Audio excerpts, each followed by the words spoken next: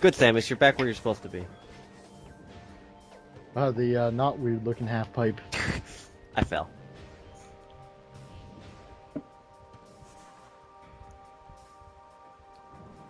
Oh man, I've missed Brood in Colorado cores. I've had to deal with Brood in Canada cores for a year. It sucked.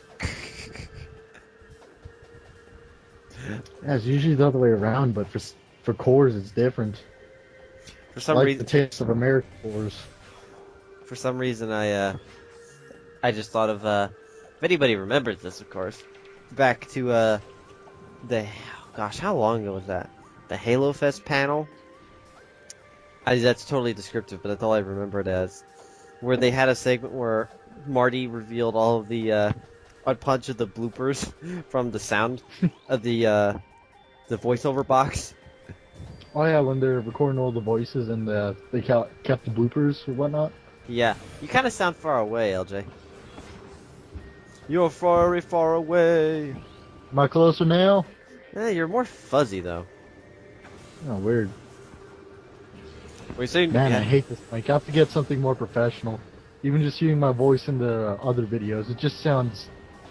it's not as clear as yours. Probably because this mic cost me 20 bucks. Anyway, so there's a part where it's Marty's like, so Marty and Captain Keyes, aka Pete Stacker, aka the same guy who voices Sergeant Stacker, who is also Pete Stacker.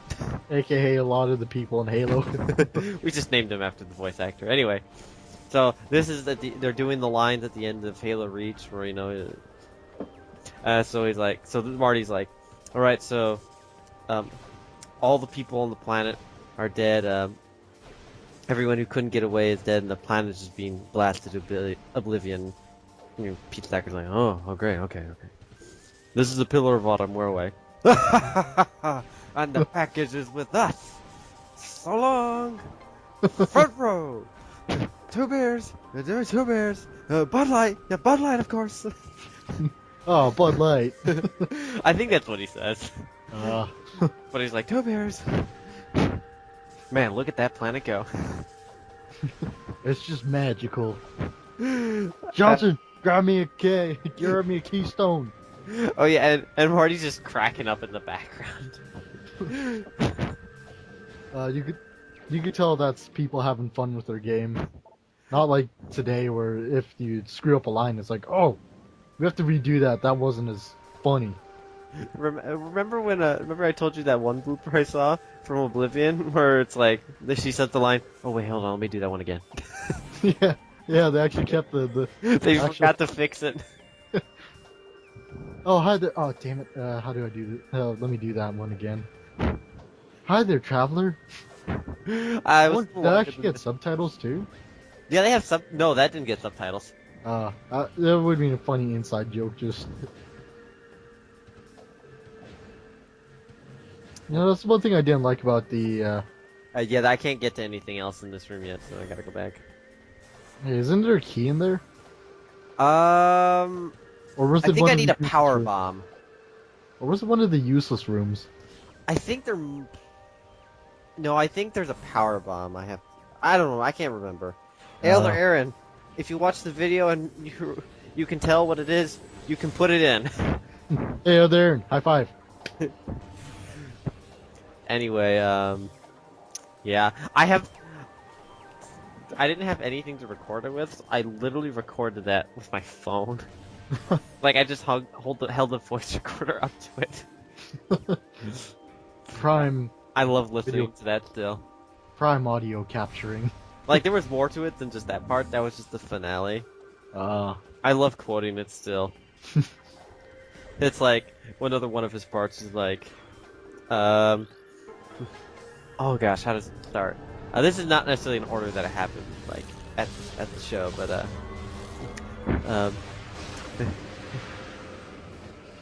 dang it, keep messing up. Exactly. Pre-owners. He's like, look at that one. Pre-owners. Take no pre-owners. You know what? There's so many pre-owners in there. I don't want to go in there. It's supposed to be prisoners, but he's like, every time it's misspelled, I have to do it. That's my rule. Pre-owners. Take no pre-owners. We take no pre-owners. You're surprised by an enemy that snuck upon you. Well, alright.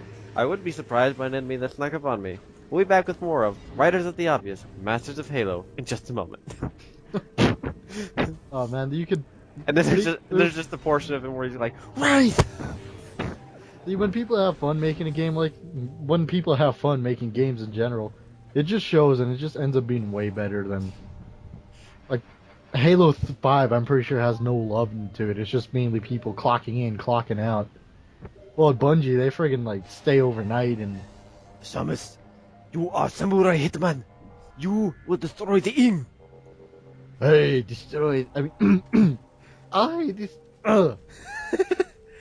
So much for your voice acting career.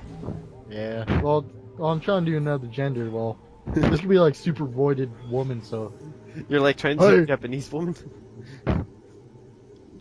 Hey, I destroy all the ink. Oh no, that came out as Italian. What the hell? Italian woman? Maybe. Maybe. I can see Samus being Italian. Hey! Hey Ridley, get the fuck out of my game. I'ma kill you. Mamma mia. Mamma mia. So LJ, Santa Maria. just in case you didn't notice, we're at that part of the game where we're getting the Dark Temple keys. Already? Yep, for the Torvus Temple. Well, think about it, that's the whole point. Once you get to an area, once you get into the light version of the temple, it's like, alright, go find the Dark Temple keys now. Damn, that was fast. So that's what's happening in this background, like, yeah, that's the plot. The plot is find the 3 things, again. Going back now I actually have time to see and... Live through it. Yeah, I think the only time... Yeah, when it comes to Aegon Torvus, that's like the crappy part of the game. Once you get the Sanctuary, that's probably where it gets more interesting. Well, you still have to go find 3 keys. Yeah, but at least Sanctuary is interesting, and there's a lot more going on. Like I've said before, I like Torvus, but I really like the surface areas better. Yeah. And I don't like Dark Torvus Bog. I don't like most of the dark areas. Just like, the aesthetics just turn more purple and gray. Like, there's just less color, other than the obsessive purple. Yeah. There's only 2 colors, purple and no color. Purple, no color. I forget how to get to that key. You need the grapple. Oh boy, I think I know what boss you're gonna be fighting next. Is it the next boss? No, I think it's actually 2 bosses from now. Though you could call one a mini boss, it does get a health bar, so I guess it's the full Wait, boss. in this episode or? No, I don't believe in this episode. I can't remember anymore. I see what you're thinking. I know. Hey! He splooshed. Gotcha, bitch. You killed the spaghetti monster. Great. Is Pete Stacker even working for 343 or Bungie anymore? I think there's only like 3 ex-Bungie employees at 343 now. I don't even think there's many original Bungie people left at Bungie right now. Well, that's sort of just, that happens, People change jobs. There's a lot more studios out there than we tend to think of, we just don't hear about them. Yeah, because they usually never get credit. Like, nobody knows that like almost all the multiplayer and all AAA video games now are handled by one company. That's why they all feel the same. It's conspiracy, man.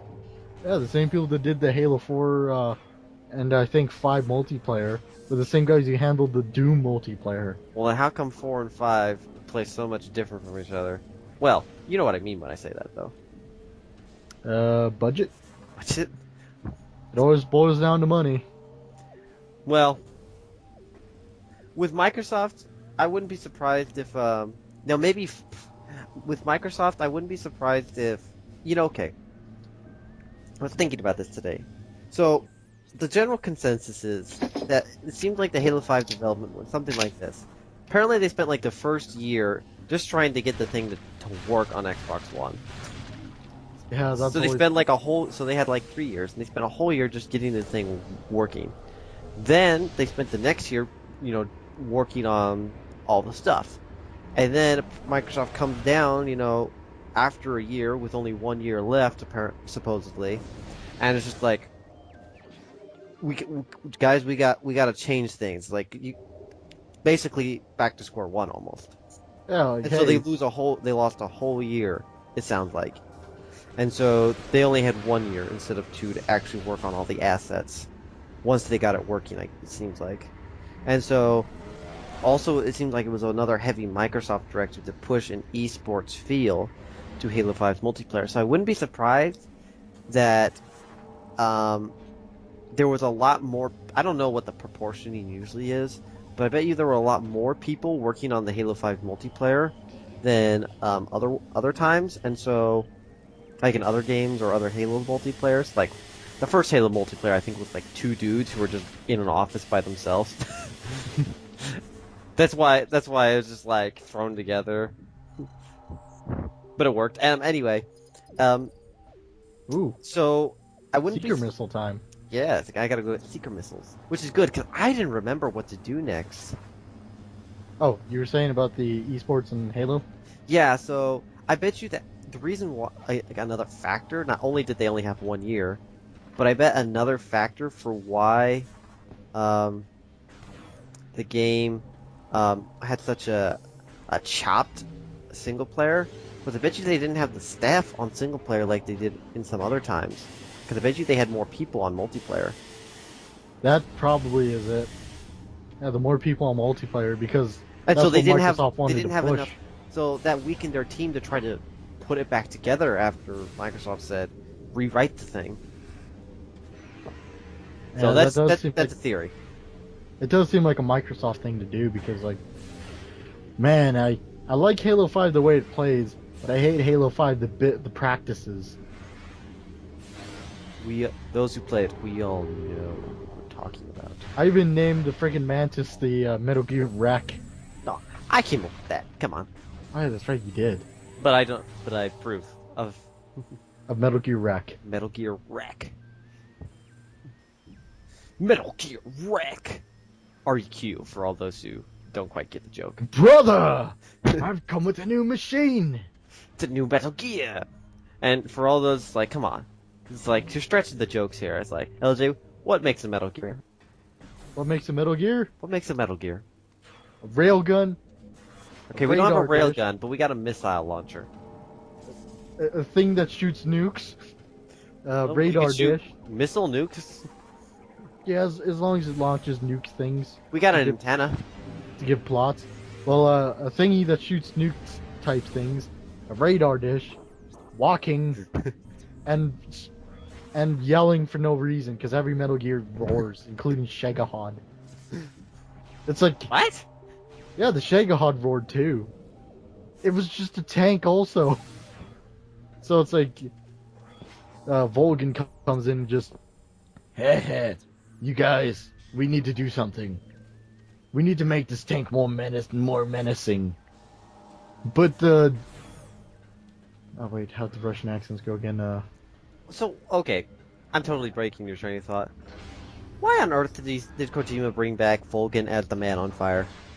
I have no idea, but that proves my theory. The only reason why we live longer is for rage. Because that was the explanation for Volgan coming back as the man on fire. He was so angry at Big Boss for some reason, even though he's so angry that his rage kept him alive. And when he woke That sounds like bad plot. it is bad plot. It's My rage. and then at the spoiler alert, when Volgan, when the man on fire looks at Venom Snake for a while, spoiler alert, is actually the medic. Yeah, he's like, Spoiler. wait, you're not Big Boss. Well, I feel like a fucking idiot, and then he just dies. He's like, dang it. There goes my plans. Better. So Venom Snake killed him through identity reveal. That's like Psycho Mantis getting owned at Metal Gear. Spoiler alert. Psycho Mantis getting owned in Metal Gear Solid 4 for the fact that you're using a PS3, not a PS2 or I what. can't read your memory card. No. No vibrate. He even points out the PS4 has no vibration. He's like, Oh, I There's didn't know no that. vibration. I can't use my JT antics anymore. You suck. No.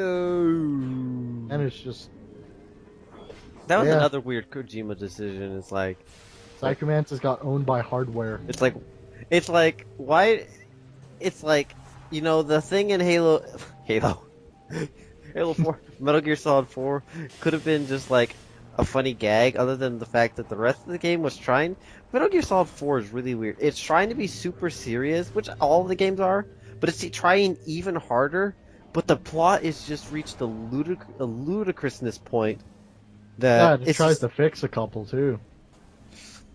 like, for That's why goodness I sakes. think I mean, Ocelot, they had to say, no, he didn't get possessed by the fact that he has part of Liquid's arm. He just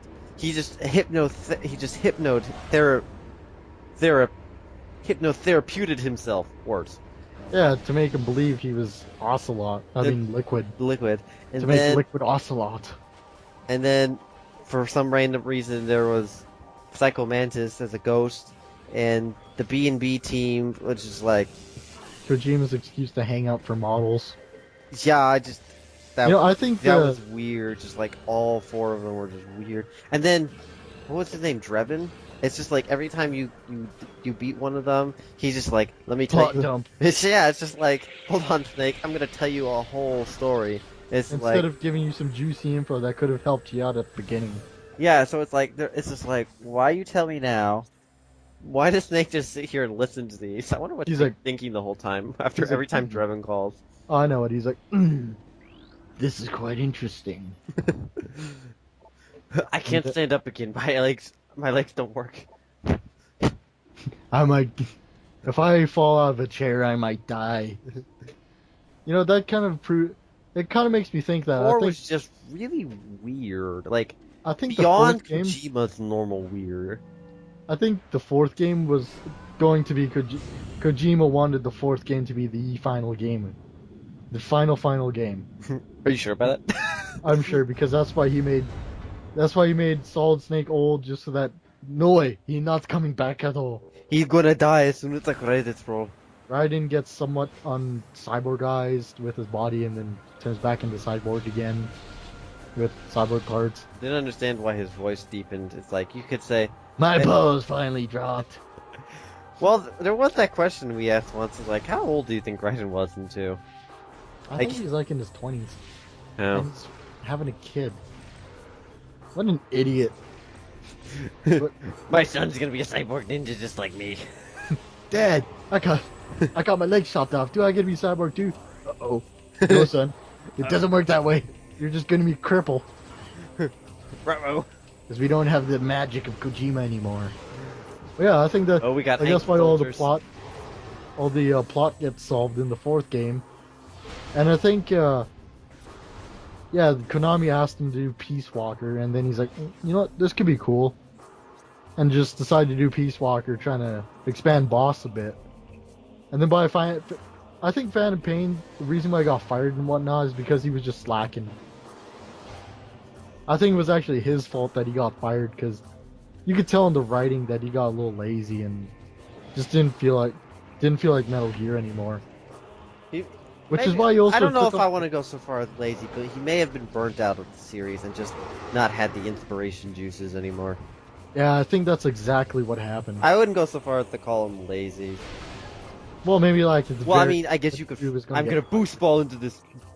Mo. and it actually worked out pretty damn good.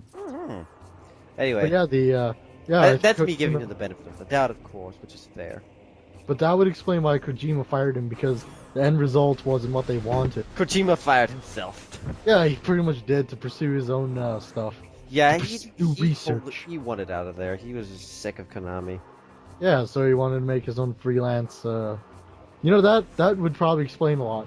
Kojima just writer's block. They wanted him, well, not writer's block, but burnt out, and they wanted him to make a new Metal Gear, and he got tired of making Metal Gear. And then I like how he jokes. It's like, yeah, the game will be out before the Tokyo Olympics. Well, and everybody's just like, is this accounting for Kojima time or not? Kojima time.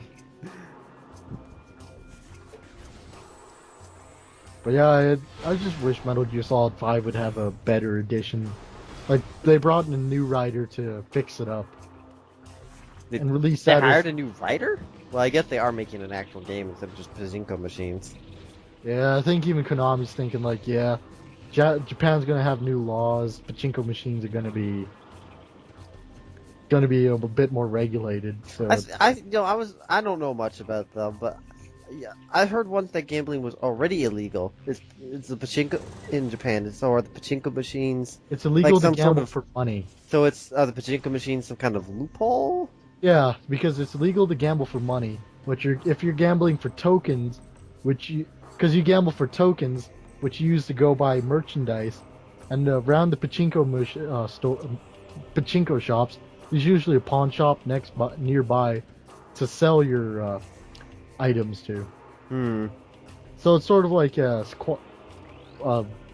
arcade that you yeah, it's some weird thing, but now the Japanese government's cracking down on it because, in my opinion, gambling is just horrible for people.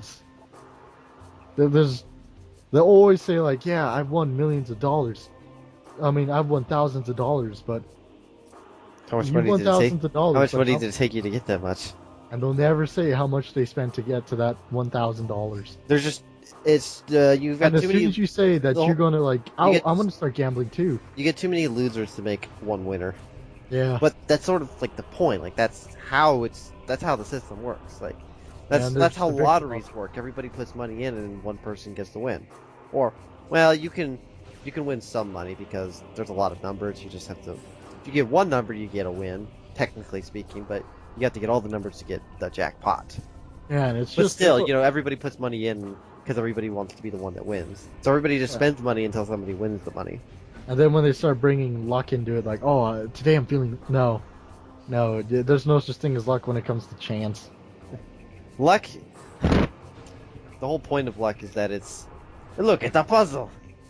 It's a circle puzzle. The whole point of luck is that it's a concept that is immaterial. Like, Yeah. it's like we all know what we mean, but it's like it's not. Like, it's a thing that's not really a thing.